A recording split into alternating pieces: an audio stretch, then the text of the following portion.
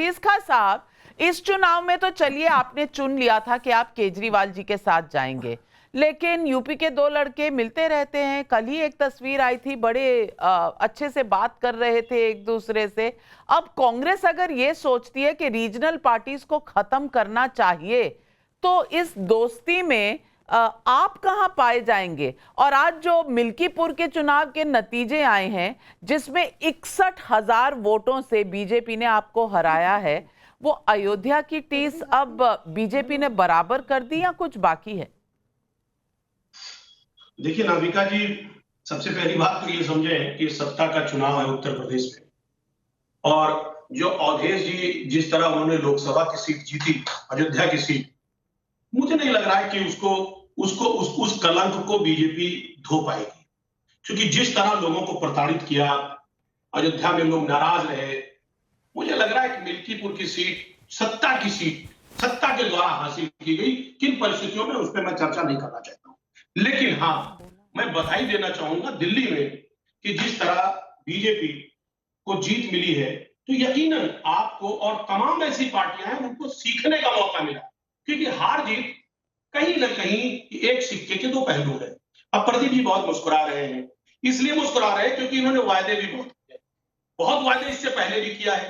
अब कितने इन्होंने पूरे दूसरे प्रदेशों में किया है या देश में किया है, ये तो वक्त तय करेगा। और मुझे लग रहा है कि दिल्ली में भी तमाम बड़ी बड़ी बातें की गई हैं। दिल्ली की जो जनता है वो कहीं ना कहीं बड़ी उम्मीद के साथ है कि ये वादा भी पूरा होगा। अभी तक तो हुआ नहीं, 11 साल का लंबा टेन्योर केंद्र में रहा, उसमें किस तरीके से क्या परिस्थितियां रही, मुझे लग रहा पूरे देश देख रहा है और सारे हालात को पता है। लेकिन अभी जो वायदा किया गया है और उन वायदों के साथ अगर दिल्ली की जनता ने चुना है, तो यकीनन उस वादे को इन्हें पूरा करना होगा। एक बात। दूसरी बात, आज यहाँ कांग्रेस का बहुत चर्चा हो रहा है। देखिए, एक बात तो स्पष्ट है नाविका जी कि कांग्रेस एक बड़ी पार्टी है, उसको बड़ा दिल दिखाना पड़ेगा। जिस तरीके के हालात अभी आपने शुरुआती रुझान दिखाए और उस रुझान में आपने ये देखा, आपने बताया कि इतने इतने वोट कहीं ना कहीं कांग्रेस के कैंडिडेट को मिला, जिसकी वजह से आपकी कई सीटें लूज कर गई आप। तो ऐसी स्थितियों में जब तक ये इंडिया गठबंधन एक प्लेटफॉर्म पर एकजुट होकर के नहीं रहेगा, अगर वो बिखर करके लड़ेगा, तो यकीनन नुकसान होगा, यकीनन नुकसान होगा। तो क्या कांग्रेस पार्टी हर बार आहुति देती चली जाए? ये भी तो सवाल है। आप रीजनल पार्टीज, जो कांग्रेस पार्टी कह रही है, जब तक साथ में उनके गठबंधन चलता रहेगा तो कांग्रेस कभी भी कमबैक नहीं कर पाएगी। आप चाहते हैं कि कांग्रेस की आहुति दे दी जाए। अब ये कैसी दोस्ती है राहुल गांधी के साथ, ये आप ही जाने। लेकिन 61,000 वोट से आप हारे हैं मिल्कीपुर। आप कह रहे हैं कि कलंक कभी अयोध्या का मिटा नहीं। मैं पूछना चाहती हूँ, 37 सीट आपकी आई थी लोकसभा में, 6 महीने में ऐसा क्या हुआ कि जो 27 की तैयारी कर रही है पार्टी, वो जीत नहीं पाई एक सीट इस बार के उपचुनाव में? प्रदीप भंडारी जी, राहुल गांधी जो इतने बाहुबली बन गए थे क्योंकि लोकसभा में 100 सीटें हो गई थी कांग्रेस पार्टी की, और समाजवादी पार्टी जो 37 सीटों से इतनी बाहुबली हो गई थी कि रोज तंज कसती थी, आज वो बता रहे हैं कि ये तो सत्ता पक्ष का चुनाव होता है, तो चलो जीत गए तो जीत गए। प्रदीप भंडारी जी ने तो पूरा नैरेटिव भी सेट किया है। कमेटी के अध्यक्ष रहे हैं प्रदीप भंडारी जी, जिन्होंने दिल्ली में बहुत मेहनत की है। आज ये नैरेटिव क्या सेट करेंगे प्रदीप जी? नविका जी, पहले तो मैं कहना चाहता हूं राहुल गांधी की अभी तक 100 सीटें नहीं आई है, उनको शायद से 3-4 चुनावों का और इंतजार करना पड़े। अभी भी वो डबल डिजिट में ही रह गए थे। तो राहुल गांधी और कांग्रेस पार्टी और आम आदमी पार्टी को अगर कुछ चीज कनेक्ट करती है नविका जी, तो जो प्रधानमंत्री नरेंद्र मोदी जी ने कहा था, ये एक दूसरे की ही टांग खींचने में लगे रहते हैं और एक दूसरे की ही लकीर छोटी करने में लगे रहते हैं। और जनता नेगेटिव पॉलिटिक्स को त्याग चुकी है। ये एक न्यू इंडिया पॉलिटिक्स के अंदर लोग चाहते हैं कि भाई नेता उसके लिए क्या कार्य कर रहा है, उसकी जिंदगी में बदलाव कैसे लेकर आ रहा है। एक बार झूठ का अपवाद चल सकता है, जैसे लोकसभा के वक्त में कांग्रेस समाजवादी पार्टी ने किया। उसके बाद आप देखिए रिपीटेडली हरियाणा के अंदर हमने इतिहास रचा, महाराष्ट्र में इतिहास रचा और अब दिल्ली में इतिहास रचा। दिल्ली के अंदर नविका जी मैं कहना चाहता हूं, शीश महल जो है वो, जो जब आप लोगों ने स्टोरी ब्रेक करी थी, मुझे याद है उस वक्त आपकी रिपोर्टर को शायद से आम आदमी पार्टी ने पंजाब के अंदर अरेस्ट भी लीगली कर दिया था उसके पंजाब के अंदर। परंतु ग्राउंड पे लोग ये कह रहे थे कि भाई एक नेता जो कहता था वो 2 BHK फ्लैट में रहेगा, वो एक 50 करोड़ के शीश महल में कैसे रह सकता है।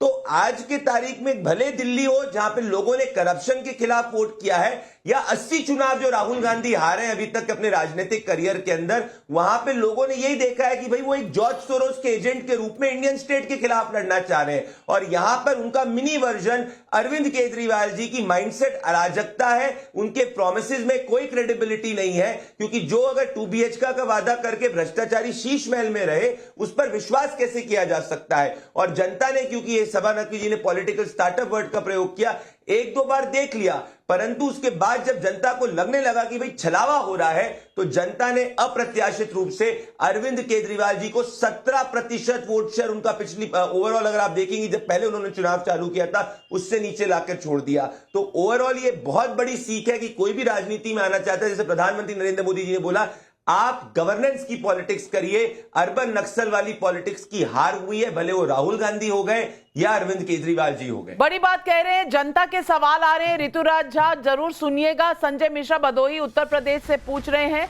मानना पड़ेगा दिल्ली वालों को फ्री इतना पसंद आया कि उन्होंने फ्री वाले को ही फ्री कर दिया, कहीं ये बात सही तो नहीं। शंकर लाल राठौर का देवास से सवाल है, क्या इस जन्म में कभी भी किसी रामलीला मैदान से फिर किसी केजरीवाल पर जनता भरोसा कर पाएगी। महेंद्र हरित का कैथल हरियाणा से सवाल है, झूठ और लूट करके जनता को ज्यादा देर बेवकूफ नहीं बनाया जा सकता, क्या ये आज साबित नहीं हो गया। ऋतुराज झा जवाब दी।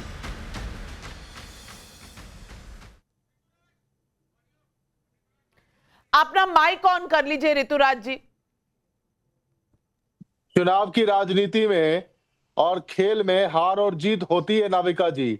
Arvind Kejriwal is still very popular, इसीलिए 44% वोट मिला है, और भाजपा और आम आदमी पार्टी के बीच में मात्र 2% वोट का अंतर है।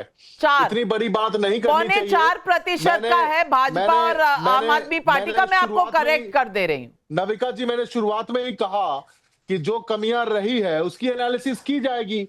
जाहिर सी बात है, एरिया ऑफ इंप्रूवमेंट पे काम किया जाएगा। आज बताइए ना, आजाद भारत में 10 साल में एक ऐसी पार्टी है जो राष्ट्रीय पार्टी बनी, बहुत सारे अच्छे काम भी किए, कुछ कमियां भी रही होगी। जाहिर सी बात है, जनतंत्र में जनता ही जनार्दन होती है।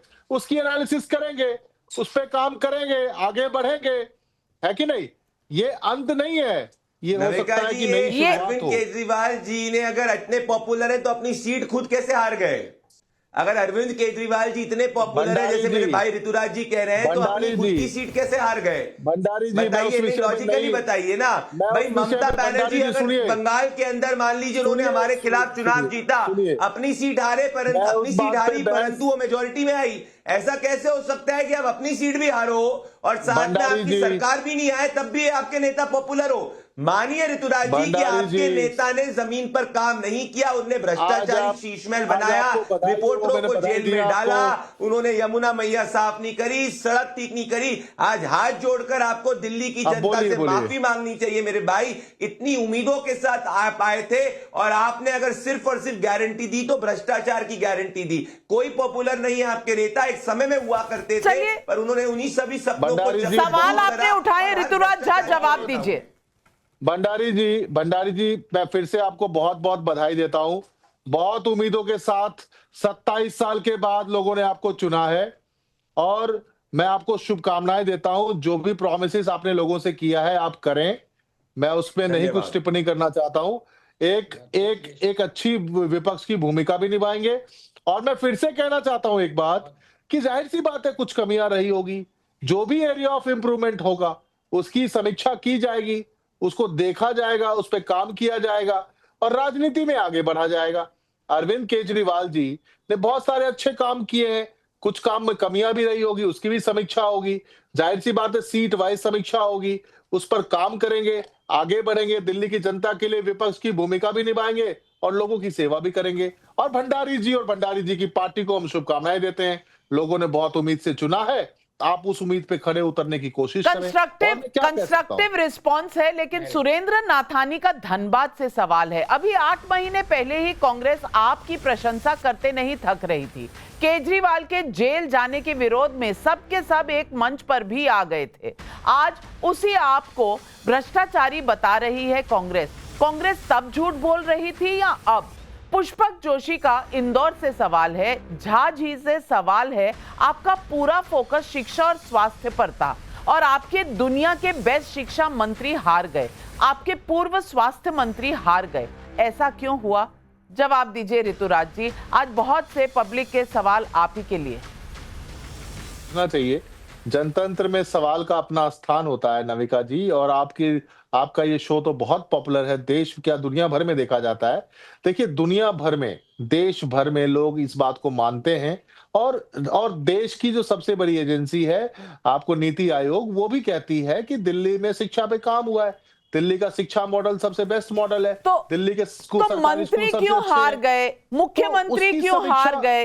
हेल्थ मिनिस्टर हार गए, एजुकेशन मिनिस्टर हार गए, मुख्यमंत्री हार गए। नविका जी, आपकी सारी बात सच है, लेकिन आप एक बात को समझिए कि पॉलिटिकल लड़ाई एक अलग लड़ाई होती है, इसकी समीक्षा की जाएगी। मैंने फिर से कहा, आनंद रंगनाथन, समीक्षा अपनी जगह है, लेकिन क्या जो best health model in the world था, best education model in the world था, वहां के मंत्री जब हारे तो क्या सवाल नहीं उठता कि इस मॉडल का क्या रिपोर्ट कार्ड, पब्लिक ने क्या मार्किंग दी है?